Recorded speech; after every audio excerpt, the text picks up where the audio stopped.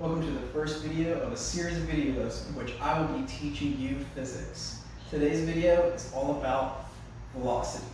Now, what is velocity? Velocity is a distance over a step of time. Now, for example, the average human walks at a velocity of 1 meter per second.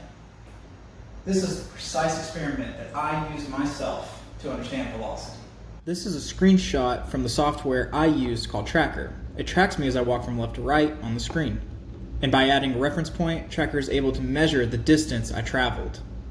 This is a graph of what Tracker calculated. It shows time versus the distance I walked.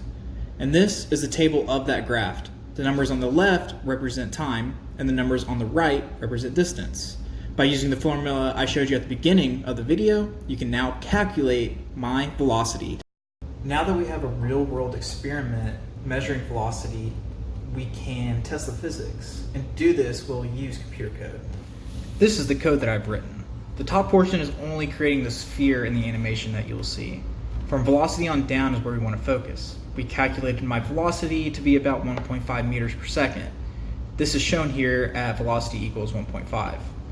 Now dt represents the change in time I want the computer to measure.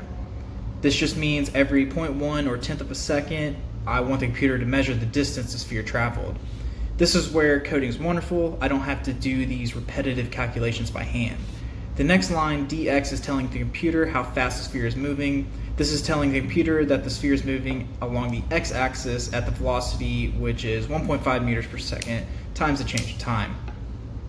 Now I want the computer to tell me just how long it took for the sphere to travel at this time, or this distance that I did in my video. So I set the time to be 0 here before the loop that I created. This just means that the animation will continue until the sphere has traveled 6.296 meters, which is the distance I walked in the video. Rate just shows the speed at which the animation plays. This does nothing to the calculations. And finally, the animation will end and the computer will tell me how much time has elapsed. Now here's the animation.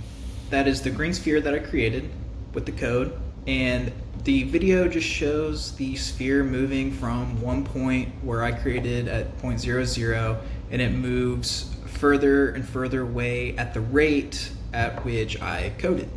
And it just shows me where it starts and where it ends, and at the very end it tells me how much time elapsed, how long it took it to travel that distance. We have all this data, now what? Well, the real world data showed it took me 4.173 seconds to walk that distance. Now when I plugged in the same numbers, the same data into the computer program, what came out was 4.1 seconds.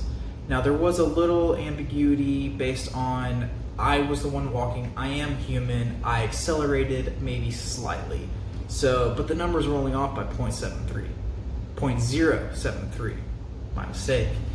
Now I crushed the numbers and the percent difference was 1.76%. Now anything under 10% is good.